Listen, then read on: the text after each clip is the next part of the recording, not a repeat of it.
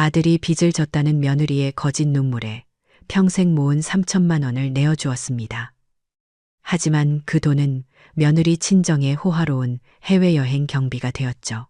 모든 것을 알게 된 칠순의 시어머니는 조용히 아들 내외가 사는 집을 팔아버렸습니다. 한 어머니의 마지막 선택을 끝까지 지켜봐 주세요. 사람들은 나이 70이면 인생을 되돌아보고 정리하는 때라고들 하죠. 제 나이가 벌써 칠순이네요. 여기 부산에 남편 먼저 보내고 혼자 산 지도 벌써 꽤 됐어요. 이 작은 오피스텔 창밖으로 내다보면 저 멀리 부산항이 보여요. 밤이 되면 항구의 불빛들이 바다 위에서 별처럼 반짝이는데 그걸 보고 있으면 괜히 마음이 시큰해지곤 해요. 제 낡은 벽걸이 달력에는 다음 주 날짜에 빨간색 동그라미가 쳐져 있어요. 제 칠순 생일이거든요. 뭘 대단하게 바란 건 아니었어요. 그냥 아들 내외랑 손주 녀석 얼굴 보면서 따뜻한 밥 한 끼 먹는 거, 그게 전부였죠. 소박한 꿈이었는데 그것마저도 내 욕심이었나 봐요. 마침 오랜 친구한테서 카카오톡 메시지가 하나 왔어요. 제 낡은 스마트폰은 사진 한 장 여는데도 한참이 걸리죠. 한참을 기다려 화면에 뜬 사진 속에는 호텔 연회장에서 자식들이 차려준 화려한 칠순 잔치를 받는 친구의 모습이 담겨 있었어요. 활짝 웃는 친구 얼굴이랑 그 옆에 떡 버티고 선 아들, 며느리, 예쁜 손녀들. 그걸 한참 들여다보고 있으니 부러운 마음 한편으로 가슴 한구석이 뻥 뚫린 것처럼 허전해지더군요. 나는 내게는 저런 그림 같은 순간이 허락되지 않는 걸까? 손주 하준이 얼굴 본 지도 벌써 몇 달이 흘렀는지 6살, 한창 예쁠 때인데 말이에요. 며느리가 이런저런 핑계를 대며 보여주질 않으니 사진으로나마 가끔 보는 게 전부죠. 탁자 위에 놓인 낡은 앨범을 펼쳤어요.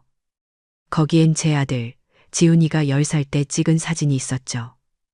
퉁퉁 부은 얼굴로 억지로 웃고 있는 모습. 저 사진을 찍기 얼마 전에 애 아빠가 세상을 떠났어요. 공사장에서 일하다가 사고로 정말 눈앞이 캄캄했죠. 그날 이후로 제 인생에는 오직 지훈이 하나뿐이었어요. 28에 꼬박 그 세월을 아들 하나만 보고 살았네요. 아침에는 해 뜨기 전에 자갈치 시장에 나가 국밥을 팔았어요. 비릿한 생선 냄새와 뜨거운 김이 뒤섞인 시장 바닥에서 억척같이 국밥을 말고 손님을 받았죠. 아지매, 국밥 한 그릇 주이소 하는 정겨운 소리들 속에서 제 젊은 날이 그렇게 흘러갔어요. 밤에는 문 닫은 빌딩에 들어가 청소를 했고요. 그렇게 2탕, 3탕을 뛰지 않으면 지훈이 학비랑 생활비를 댈 수가 없었거든요. 내 옷 한 벌, 신발 한 켤레 제대로 신어본 기억이 없네요. 밥 한 숟갈이라도 아껴서 아들 반찬 하나 더 해주려고 악착같이 살았죠. 아픈 날에도 병원 갈 돈이 아까워서 끙끙 앓으며 밤을 새우기 일쑤였고요.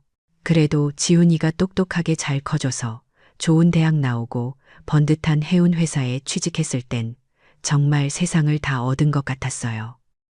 그렇게 잘 자란 아들이 38배 지금의 며느리 유라를 데려와 결혼했죠. 유라는 저보다야 훨씬 곱고 세련된 아이였어요. 전업주부로 살면서 인플루언서가 되는 게 꿈이라고 하더군요. 처음엔 그저 다행이라고 생각했어요. 이제 나도 짐을 좀 내려놓고 쉴 수 있겠구나. 그래서 평생 남편과 모은 돈으로 장만한 아파트를 아들 부부 살라고 선뜻 내주고 저는 여기 작은 오피스텔로 옮겨왔죠. 명의도 제 앞으로 되어 있지만 그게 뭐 대수인가요? 내 아들이 편하게 사는 게 더 중요했으니까. 그런데 그게 아니었어요. 며느리는 살갑게 구는 법이 없었고 저를 은근히 무시하는 게 느껴졌어요. 한 번은 아들 집에 반찬을 좀 해다 주러 갔어요. 며느리는 소파에 누워 스마트폰만 들여다보고 있더군요. 화면 속에서는 젊고 예쁜 여자들이 고급 식당에서 오마카세를 먹고 호텔에서 호캉스를 즐기는 사진들이 휙휙 지나갔어요. 며느리는 거기에 좋아요를 누르며 혼잣말로 중얼거렸죠. 아, 나도 저런 데 가보고 싶다. 제가 조심스럽게 입을 열었어요. 얘야, 다음 주가 내 칠순인데 거창한 건 말고 그냥 다 같이 모여서 저녁이나 한 끼 했으면 하는데 그 말이 끝나기가 무섭게 며느리는 화면에서 눈도 떼지 않은 채 쏘아붙이더군요. 어머니, 요즘 세상에 누가 환갑, 칠순 챙겨요? 그리고 저희 돈 없는 거 아시잖아요.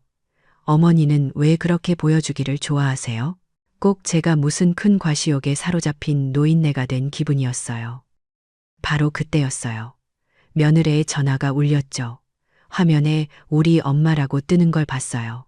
며느리는 방금 전까지의 차가운 목소리는 온데간데 없이 세상 살가운 목소리로 전화를 받더군요. 엄마, 나야. 주말에 당연히 가야지. 내가 이번에 한우 제일 좋은 걸로 세트 맞춰서 보내드릴게. 홍삼이랑 보약도 같이. 그 이중적인 모습에 저는 정말 할 말을 잃었어요. 저녁 시간이 되어 아들 지훈이가 퇴근하고 돌아왔어요. 저는 혹시나 하는 마음에 아들 얼굴을 쳐다봤죠. 그래도 아들은 내 편을 들어주지 않을까? 하지만 지훈이는 아내와 제 눈치를 한 번씩 보더니 아무 말 없이 옷을 갈아입으러 방으로 들어가 버렸어요. 그 침묵이 며느리의 어떤 날카로운 말보다 제 가슴을 더 후벼 팠어요. 결국 저는 아무 말도 못하고 아들 집을 나섰어요. 오피스텔로 돌아오는 길, 버스 창밖으로 보이는 화려한 부산의 야경이 꼭 나만 빼고 모두가 행복한 세상처럼 느껴지더군요. 집에 돌아와 불도 켜지 않은 채 창가에 서서 한참을 밖을 내다봤어요. 저 많은 불빛 중에 나를 위한 불빛은 단 하나도 없는 것 같아서 서러운 눈물이 뺨을 타고 주르륵 흘러내렸어요. 그날 이후로 며칠 동안은 뭘 해도 손에 잡히지가 않았어요. 텅 빈 오피스텔에 혼자 앉아 창밖만 멍하니 바라보는 시간이 길어졌죠. 아들의 침묵이 며느리의 어떤 가시 돋친 말보다 더 아프게 가슴을 파고들었거든요. 내 평생의 희생이 결국 이런 대접을 받기 위함이었나 하는 허망한 생각에 밤잠을 설치기 일쑤였어요. 가끔 며느리의 카카오톡 프로필 사진이 바뀌는 걸 보곤 했어요. 며칠 전에는 반짝이는 새 명품 가방을 들고 백화점 거울 앞에서 찍은 사진으로 바뀌었더군요. 내돈내산, 선물 고마워, 같은 알 수 없는 글자들과 함께요. 돈이 없다던 아이의 말과 그 사진이 겹쳐지면서 마음이 복잡했지만 요즘 젊은 사람들은 다 저렇게 사는가 보다 애써 넘기려고 했죠. 그러던 어느 날이었어요. 초인종 소리에 문을 열어보니 며느리 유라가 서 있었어요. 그런데 평소의 화려한 모습과는 영 딴판이었죠. 화장기 없는 얼굴에 낡아 보이는 옷차림으로 금방이라도 울음이 터질 것 같은 표정이었어요. 제 앞에 서자마자 유라는 와락 눈물을 쏟아냈어요. 어머니, 큰일 났어요. 지훈 씨가 코인에 투자했다가 쫄딱 망했대요. 저한테는 말도 안 하고 혼자 끙끙 앓고 있었나 봐요. 지금 당장 갚아야 할 빚이 500만 원인데 돈을 못 구해서 사채까지 썼나 봐요. 그 사람들이 회사까지 찾아온다고 협박하고 있대요. 어떡해요, 어머니. 며느리의 울음 섞인 목소리를 듣는 순간 제 머릿속은 하얗게 비어버렸어요. 며칠간 저를 괴롭히던 서운함이나 섭섭함 같은 건 순식간에 사라지고 오직 내 아들이 위험에 처했다는 생각뿐이었죠. 평생을 남의 앞에 고개 한번 못 숙이고 살았던 내 아들이 사채업자들한테 협박을 당하고 있다니 상상만 해도 피가 거꾸로 솟는 것 같았어요. 그깟 칠순이 뭐라고 내 속 좁은 생각만 하고 있었구나. 아들이 저렇게 힘든 줄도 모르고 죄책감이 파도처럼 밀려왔어요. 저는 한치의 망설임도 없이 안방 장롱 깊숙이 넣어두었던 통장을 꺼냈어요. 몇 년 전 남편의 사망보험금으로 받은 돈을 고스란히 넣어둔 통장이었죠. 혹시라도 살다가 정말 힘든 날이 오면 쓰려고 제 목숨처럼 아껴왔던 마지막 보루였어요. 은행으로 달려가 통장을 해지하고 돈을 찾는데 손이 덜덜 떨렸어요. 이 돈은 그냥 돈이 아니었어요. 평생 험한 일만 하다가 먼저 간 남편의 목숨값이자 제 남은 인생이었으니까요. 하지만 아들을 위해서라면 내 남은 인생쯤은 아무것도 아니었죠. 돈 봉투를 며느리의 손에 쥐어주자 아이는 고맙다며 제 손을 잡고 또 한참을 울었어요. 그 모습을 보니, 그래, 내가 어미지. 어미 된 도리를 해야지 하는 생각에 마음이 놓이더군요. 며느리는 안절부절 못하는 척하면서도 돈 봉투를 가방에 넣고 돌아설 때 그 아이의 입가에 스쳐 지나간 희미한 미소를 저는 보지 못했어요. 그저 내 아들이 이제 괜찮아질 거라는 안도감에 모든 걸 잊었을 뿐이죠. 그 일이 있고 며칠 뒤 며느리에게서 전화가 왔어요. 이전과는 달리 믿을 수 없을 만큼 다정한 목소리였죠.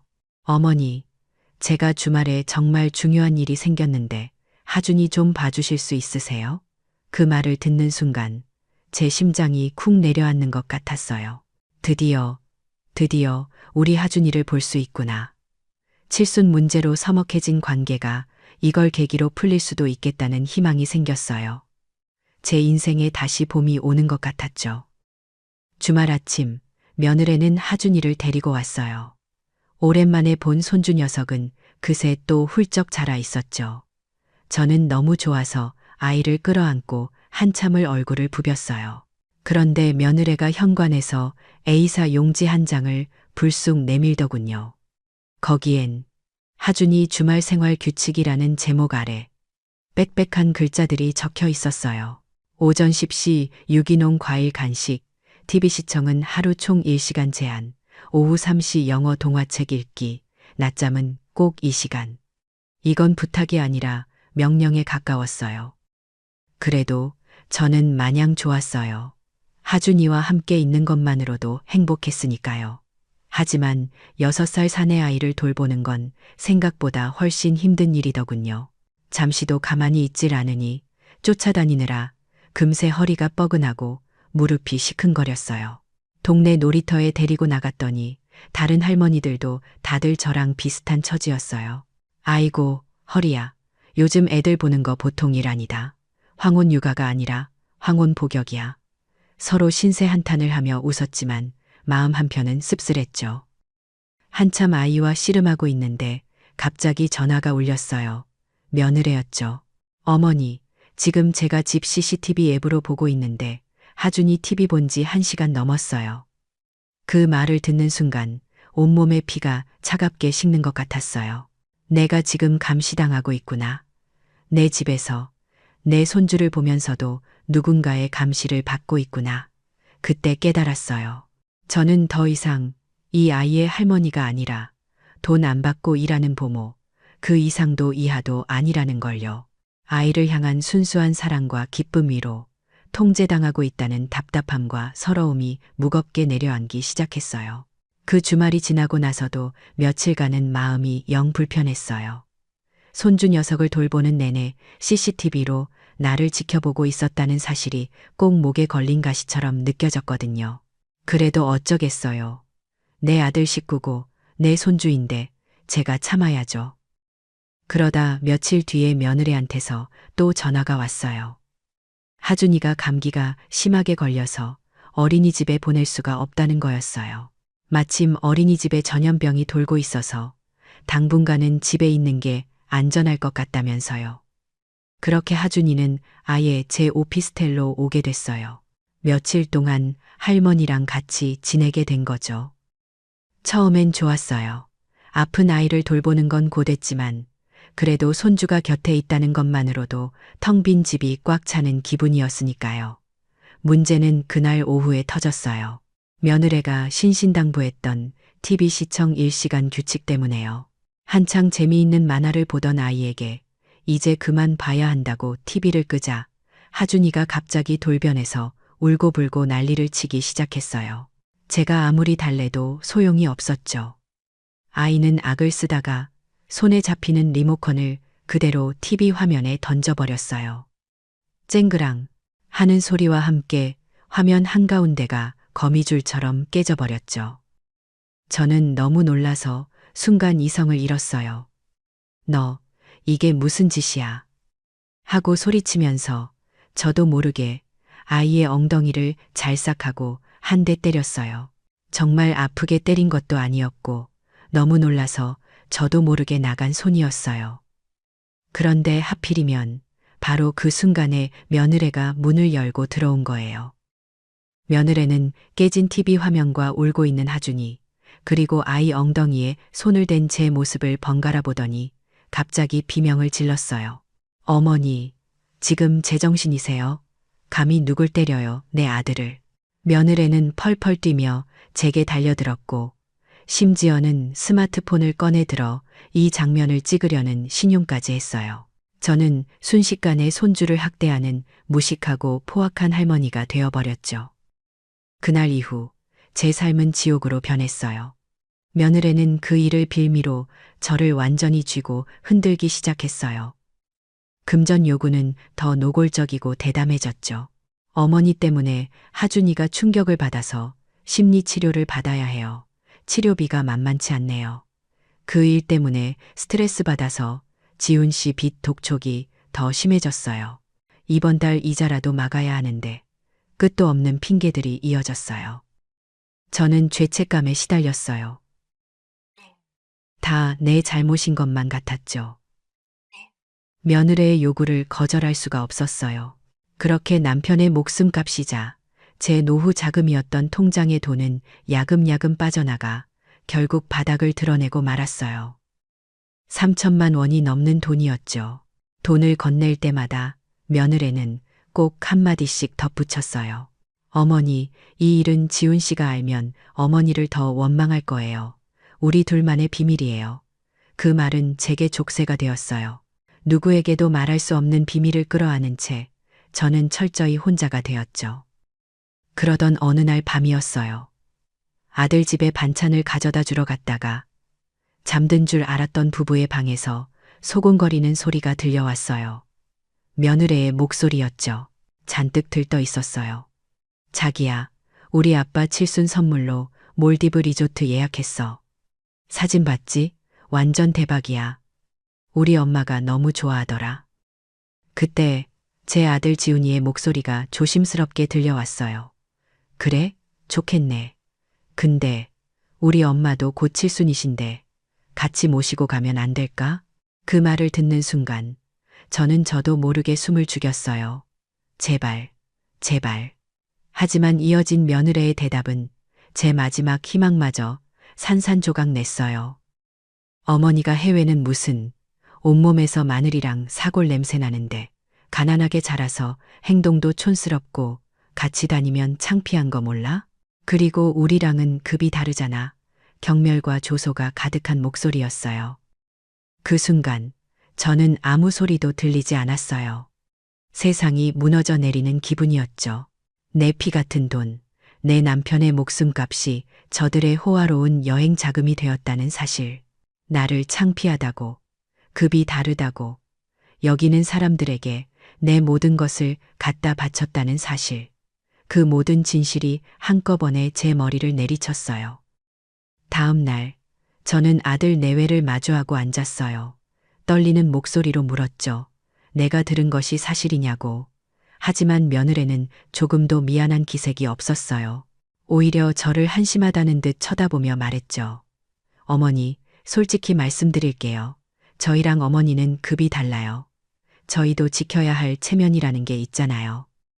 그 말을 듣는 순간 제 안에서 무언가 툭하고 끊어지는 소리가 났어요.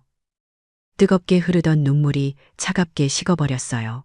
슬픔과 절망, 배신감으로 들끓던 마음이 싸늘하게 가라앉았죠. 더 이상 아프지 않았어요. 그저 모든 것이 명확해졌을 뿐이에요. 제 눈빛에서 슬픔이 사라지고 그 자리에 차갑고 단단한 무언가가 들어서는 것을 저 스스로 느낄 수 있었어요. 인내의 시간은 그걸로 끝이었어요. 며느리가 급이 다르다는 말을 뱉어낸 그 순간부터 제 마음속의 모든 눈물은 얼어붙어 버렸어요. 슬픔이나 원망 같은 감정은 더 이상 사치였죠. 그 자리엔 차갑고 단단한 무언가만 남았어요. 수십 년간 나를 짓눌러왔던 희생과 헌신이라는 껍데기를 깨고 나온 날 것 그대로의 생존 본능 같은 거였을지도 몰라요. 그들이 몰디브인지 뭔지로 떠나기 전까지 며칠 동안 저는 아무렇지 않은 척했어요. 그들은 아마 제가 충격으로 방 안에 틀어박혀 울고만 있을 거라고 생각했겠죠. 그리고 며칠 뒤 며느리의 카카오톡 프로필 사진이 바뀌었어요. 인천국제공항이라는 글자 아래 아들 내외와 사돈댁 식구들이 활짝 웃으며 손을 흔들고 있는 사진이었죠. 제 피 같은 돈으로 산 비행기 표를 들고 제 가슴에 대못을 밟고 떠나는 그들의 행복한 모습. 그걸 보는 순간 더 이상 망설일 필요가 없다는 확신이 들었어요. 저는 자리에서 일어나 안방으로 향했어요. 수십 년은 된 낡은 장롱 문을 열자 나프탈렌 냄새가 훅 끼쳐왔죠. 장롱 가장 깊숙한 곳 겹겹이 쌓인 이불 아래에 손을 넣어 낡은 서류 봉투 하나를 꺼냈어요. 먼지가 뽀얗게 쌓인 봉투였죠. 그 안에는 지금 아들 부부가 살고 있는 그 아파트의 등기권리증이 들어 있었어요. 그 종이 쪼가리를 손에 드니 문득 세상을 먼저 떠난 남편의 목소리가 귓가에 쟁쟁하게 울리는 것 같았어요. 순자야, 이 집은 내가 당신한테 주는 마지막 선물이고 당신 노후의 마지막 보루다. 무슨 일이 있어도 절대 놓치면 안 된다. 그땐 그저 남편의 유언이라고만 생각했는데 이제야 그 말의 진짜 의미를 알 것 같았어요. 이건 단순한 집문서가 아니었어요. 지난 수십 년간의 내 희생을 증명하고 앞으로의 내 존엄성을 지켜줄 마지막 무기였던 거죠. 혼자서는 할 수 없는 일이었어요. 저는 버스를 타고 수십 년 만에 자갈치 시장으로 향했어요. 비릿한 바다, 냄새와 생선 굽는 고소한 냄새, 억센 사투리로 흥정하는 소리들. 모든 게 예전 그대로인데 저만 훌쩍 늙어버린 것 같아 기분이 이상했죠. 시장 안쪽을 헤매다 보니 한 가게 앞에 상인회장이라는 명패가 보였어요. 그리고 그 아래 이름, 김영희. 제 기억이 맞다면 예전에 제 국밥집 옆에서 젓갈을 팔던 저를 친언니처럼 따르던 동생이었죠. 가게 안으로 들어서자 저를 본 영희가 눈을 동그랗게 떴어요. 아이고, 언니야, 이게 얼마만이고. 영희는 저를 보자마자 와락 끌어안았어요. 세월이 흘러 주름은 늘었지만 그 따뜻한 마음만은 그대로더군요. 영희네 가게 한쪽에 앉아 저는 그동안 있었던 일들을 하나도 빼놓지 않고 전부 털어놓았어요. 제 이야기를 듣는 내내 영희는 자기 일처럼 분노하고 눈물을 글썽였죠.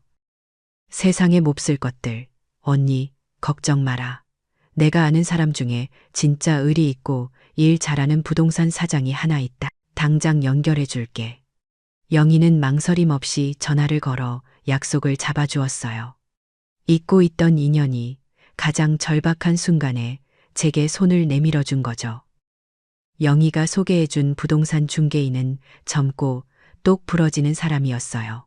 제 이야기를 듣더니 요즘은 집을 팔려면 등기부등본부터 시작해서 모든 서류를 스마트폰으로 발급받고 확인해야 일 처리가 빠르다고 하더군요. 제 낡은 폴더폰을 보더니 살짝 난감한 표정을 지었죠. 며느리가 저를 감시하고 통제할 때 쓰던 그 스마트폰. 이제는 제 권리를 찾기 위해 제가 그걸 배워야만 하는 상황이 된 거예요. 저는 그 길로 오피스텔 근처에 있는 노인복지관을 찾아갔어요. 마침 어르신 스마트폰 기초반 수강생을 모집하고 있더군요. 망설일 이유가 없었죠. 난생 처음으로 스마트폰이란 걸 손에 쥐고 작은 화면 속 글자들과 씨름을 시작했어요. 처음엔 어찌나 헷갈리고 답답하던지 그래도 포기할 수 없었어요. 복수를 완성해야 한다는 뚜렷한 목표가 있으니 밤을 새워가며 연습했죠. 인터넷 뱅킹 앱을 깔고 정부24라는 앱으로 서류를 떼는데 성공했을 때 저는 저도 모르게 주먹을 불끈 쥐었어요. 며칠 뒤 필요한 모든 준비를 마친 저는 다시 부동산 중개인을 찾아갔어요. 이전과는 다른 제 모습에 그도 조금 놀란 눈치였죠. 저는 제 스마트폰으로 직접 발급받은 서류들을 보여주며 말했어요. 사장님, 이 집 최대한 빨리 팔아주세요. 시세보다 5천만 원 싸게 내놓을 겁니다. 제 목소리에는 더 이상 망설임이나 슬픔이 섞여 있지 않았어요. 이건 충동적인 분노가 아니라 철저하게 계산된 계획의 시작이었으니까요. 부동산 사장님에게서 전화가 온 건 아들 내외가 한국으로 돌아오기 바로 전날이었어요. 집이 팔렸다고, 계약까지 모두 마쳤다고요. 수화기를 내려놓는데 이상하게 아무런 감정이 들지 않더군요. 기쁘지도 슬프지도 않았어요. 그저 오랫동안 해야 할 일을 마친 사람처럼 담담했죠. 다음 날 며느리의 카카오톡 프로필 사진이 몰디브의 푸른 바다를 배경으로 한 화려한 수영복 차림으로 바뀌었어요. 보란 듯이 행복해 보이는 그 얼굴을 보니 제 결심이 틀리지 않았다는 확신이 들었죠. 그들이 돌아온 집에는 일주일간의 호화로운 여행이 남긴 흔적들이 가득했을 거예요. 면세점에서 사온 명품 쇼핑백 더미, 그리고 우편함에 꽂힌 카드 청구서. 제가 상상한 풍경은 이랬어요. 아마 며느리는 대수롭지 않게 청구서를 뜯어봤겠죠. 그리고 거기 찍힌 500만 원이라는 숫자를 보고 잠시 놀랐겠지만 이내 아들에게 이렇게 말했을 거예요. 자기야, 걱정 마. 어머니한테 하준이 영어 유치원비랑 생활비 좀 보태달라고 하지. 뭐, 그들에게 저는 여전히 필요할 때 돈이 나오는 편리한 지갑, 그 이상도 이하도 아니었을 테니까요. 그들의 계산이 거기까지 미쳤을 때 저는 아들 집 현관문 앞에 서 있었어요. 저는 더 이상 초인종을 누르지 않았죠. 제 집이었으니까요. 익숙하게 비밀번호를 누르고 문을 열고 들어섰어요. 거실에 널브러진 쇼핑백 더미를 보고 있던 아들 내외는 예고 없이 나타난 저를 보고 귀신이라도 본 듯이 소스라치게 놀랐어요. 저는 예전에 그 초라하고 기죽어 있던 늙은이가 아니었어요. 제 옷장에서 가장 깨끗하고 단정한 옷으로 갈아입고 허리도 꼿꼿이 폈죠. 제 모습에서 이전과는 다른 위압감이 느껴졌는지 두 사람 다 아무 말도 못하고 저만 쳐다보고 있었어요. 먼저 정신을 차린 건 며느리였어요. 어머니, 오셨어요? 저희 마침 하준이 영어 유치원비 때문에 아이는 늘 하던 대로 가장 효과적인 무기인 손주를 들먹이며 말을 시작했죠. 저는 그 아이의 말을 중간에 잘랐어요. 그리고 들고 온 서류 봉투를 거실 탁자 위에 던지듯 올려놓았어요. 요란한 소리를 내며 떨어진 봉투에 두 사람의 시선이 쏠렸죠. 제가 입을 열었어요. 그 안에 뭐가 들었는지 한번 보렴. 며느리가 떨리는 손으로 봉투를 열었어요. 그 안에서 나온 건 제가 그동안 꼼꼼하게 기록해둔 메모였어요. 며느리가 저에게 돈을 빌려간 날짜와 금액, 그리고 그때마다 둘러댔던 거짓말들. 지훈이 코인비 때문에, 하준이 심리치료비 때문에, 그 옆에는 며느리가 몰디브에서 보란듯이 올렸던 SNS 사진들을 인쇄한 종이들이 있었죠. 푸른 바다를 배경으로 명품 가방을 들고 웃는 사진, 고급 레스토랑에서 랍스터를 먹는 사진들. 제 아들, 지훈이의 얼굴이 하얗게 질려갔어요.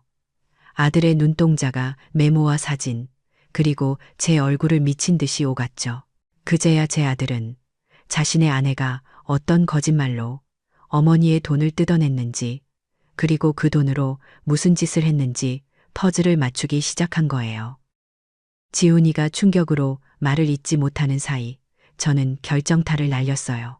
그리고 이 집 내가 어제부로 팔았다. 일주일 뒤에 새 주인이 이사 들어올 테니 그리 알고 짐 쌀 준비들 해라. 뭐라고요? 며느리가 비명을 질렀어요. 어머니 지금 제정신이세요? 여기가 우리 집인데 어머니 마음대로 팔아요. 아이는 이성을 잃고 제게 달려들 기세였죠. 저는 그런 며느리를 차갑게 쳐다보며 가방에서 서류 한 장을 더 꺼내 탁자 위에 펼쳐놓았어요. 바로 그 집의 등기권리증 사본이었죠. 진짜 주인은 나였는데 너희는 그걸 까맣게 잊고 살았더구나. 그 순간 거실의 모든 공기가 얼어붙는 것 같았어요. 며느리의 절규가 흐느낌으로 이내 통곡으로 바뀌었죠. 현실을 깨달은 두 사람은 약속이라도 한 듯이 그 자리에서 무릎을 꿇었어요. 제 다리를 붙잡고 잘못했다고, 제발 용서해달라고 빌기 시작했죠. 저는 무릎 꿇은 아들과 며느리를 말없이 내려다봤어요. 예전 같았으면 당장 달려가 일으켜 세우고 눈물부터 닦아주었을 거예요. 하지만 이제 제 마음속엔 그들을 향한 연민이나 동정이 단 한 조각도 남아있지 않았어요. 저는 제 다리를 붙잡은 며느리의 손을 뿌리치며 아이가 제게 했던 말을 그대로 돌려주었어요. 미안하지만 너희처럼 급이 다른 사람들과는 이제 엮이고 싶지 않구나. 너희 아버지가 내 노후를 위해 남겨준 이 집을 나를 하녀 취급하는 너희에게 줄 수는 없지. 그 급 높은 너희 친정에 가서 살거라. 더 이상 그들의 얼굴을 보고 싶지 않았어요. 저는 뒤도 돌아보지 않고 그 집을 나섰어요. 등 뒤로 들려오는 통곡 소리가 마치 멀리서 들려오는 사이렌 소리처럼 아득하게만 느껴졌죠. 아파트 현관을 나서자 주머니 속에 새 스마트폰이 징하고 울렸어요. 부동산 사장님이 보낸 문자였죠. 사모님, 잔금 입금 완료되었습니다. 저는 그 문자를 보고 희미하게 웃었어요. 이건 승리의 미소가 아니었어요. 마침내 되찾은 내 삶의 주도권에 대한 안도의 미소였죠. 저는 더 이상 과거에 얽매인 불쌍한 늙은이가 아니었어요. 그들이 무릎 꿇었던 그날 이후 제 세상은 놀랍도록 고요해졌어요. 제게 쏟아지던 비난도, 저를 올가매던 죄책감도, 저를 핥히던 배신감도 모두 사라졌죠. 저는 그저 제게 주어진 시간을 살기 시작했어요. 아들 내외에게 무슨 일이 벌어졌는지는 나중에야 전해 들었어요. 일주일. 그들에게 주어진 시간은 딱 그뿐이었죠. 500만 원에 달하는 카드빚과 제게서 뜯어간 빚, 그리고 진짜 있었던 아들의 투자 실패까지 겹쳐 신용은 바닥으로 곤두박질 쳤대요. 당연히 은행에서는 단돈 10원도 빌릴 수 없었고요. 벼랑 끝에 몰린 며느리가 마지막 희망을 걸고 그 급 높은 친정에 전화를 걸었다고 하더군요. 하지만 사위가 회사에서 잘리고 살던 집까지 잃었다는 소식을 들은 사돈댁의 반응은 얼음장처럼 차가웠대요. 너희 문제는 너희가 알아서 해라. 그 한마디로 전화는 끊겼다고요. 세상에 의지할 곳 하나 없어진 거죠. 결국 그들은 부산의 한 구석, 햇볕도 잘 들지 않는 낡은 동네에 쪽방으로 밀려 들어갔어요. 한 사람이 겨우 누울 수 있는 비좁고 눅눅한 방. 그곳에서 세 식구가 살게 된 거예요. 그런 환경에서 어린 하준이는 자주 아팠고 현실을 견딜 수 없었던 아들 내외는 매일같이 서로의 탓을 하며 싸웠다고 들었어요. 한편 저는 제 인생에서 처음으로 저 자신을 위한 투자를 했어요. 집을 판 돈으로 해운대 바다가 한눈에 들어오는 작은 아파트를 하나 얻었죠. 남은 돈은 은행에 든든하게 넣어두고요. 그리고 큰 용기를 내 해운대구 노인복지관의 문을 두드렸어요. 거기서 어르신 수채화 교실이라는 걸 처음 알게 됐죠. 난생 처음 붓이라는 걸 잡아봤어요. 그곳에서 저와 비슷한 연배의 좋은 친구들도 많이 사귀었죠. 그러다 조금씩 마음을 열고 제 이야기를 털어놓자 친구들은 저를 동정하기는커녕 제 용기에 박수를 쳐주더군요. 그러고는 너도 나도 자신의 억울한 사연을 제게 상담하기 시작했어요. 의도한 건 아니었지만 저는 어느새 그 작은 공동체에서 서로의 아픔을 보듬고 지혜를 나누는 중심인물이 되어 있었죠. 우리는 단체 카톡방을 만들어 서로의 그림을 자랑하고 맛있는 식당 정보를 나누기도 했어요. 그렇게 제 세상은 점점 넓어지고 따뜻해졌어요. 어느 추운 겨울날이었어요. 수채화 수업을 마치고 친구들과 따뜻한 차를 마시러 카페에 갔죠. 창밖으로 부산항 부두가 보였는데 거친 바닷바람을 맞으며 일용직 노동자들이 짐을 나르고 있었어요. 그런데 그들 중 유난히 눈에 띄는 한 사람이 있었어요. 깡마르고 해진 옷을 입은 낯익은 그림자, 제 아들 지훈이었어요. 아들도 저를 발견한 모양이에요. 잠시 멈칫하던 아들은 미친 사람처럼 차도를 가로질러 카페로 달려왔어요. 그리고는 사람들이 모두 쳐다보는 앞에서 제 앞에 다시 한번 무릎을 꿇었어요. 어머니, 제가 다 잘못했어요. 제발 하준이만이라도 살려주세요. 아들은 바닥에 이마를 대고 오열했어요. 저는 그 모습을 가만히 내려다봤어요. 미움도 분노도 느껴지지 않았어요. 그저 평생을 바쳐 키운 아들이 어쩌다 저 지경까지 이르렀을까 하는 깊고 무거운 슬픔만이 밀려왔죠. 저는 지갑에서 10만 원짜리 수표 한 장을 꺼내 테이블 위에 놓았어요. 하준이 따뜻한 우유라도 사주거라. 하지만 내게 더 이상 아들은 없다. 저는 자리에서 일어나 뒤도 돌아보지 않고 카페를 나섰어요. 등 뒤에서 들려오는 아들의 울음소리를 애써 외면하면서요. 그날 밤 제가 들은 마지막 소식은 이거였어요. 아들은 그 10만 원을 들고 쪽방으로 돌아갔지만 그들을 기다린 건 월세가 밀렸다며 짐을 길바닥에 내놓은 주인이었다고요. 그 추운 겨울밤 아들 내외와 어린 손주는 갈 곳 없이 차가운 부산 길거리에 나앉게 되었다는 소식. 그 시각 저는 해운대의 제 아파트에서 따뜻한 차를 마시고 있었어요. 라디오에서는 슈베르트의 세레나데가 흘러나왔죠. 저는 붓을 정리하다 창밖을 내다봤어요. 어두운 겨울 바다 위로 부산의 첫눈이 소리 없이 내리고 있었어요. 그 풍경을 바라보는 제 얼굴에는 복수의 허무함이 아니었어요. 온전히 내 힘으로 되찾은 삶에 대한 고요하고 충만한 평화가 깃들어 있었죠. 탁자 위에는 복지관에서 가져온 어르신을 위한 법률 상식 강좌 전단지가 놓여 있었어요. 저는 그 전단지를 가만히 들어 유심히 들여다봤어요. 제 싸움은 끝났지만 어쩌면 새로운 시작일지도 모른다는 생각을 하면서요. 김순자 할머니의 이야기는 가족이라는 이름 아래 행해지는 희생이 결코 당연하지 않다는 것을 보여줘요. 진정한 존중이 없는 관계는 결국 모래성처럼 무너지고 말죠. 때로는 가장 단호한 선택이야말로 짓밟았던 자신의 존엄성을 되찾고 새로운 삶을 시작하는 유일한 길이 될 수 있다는 것을요.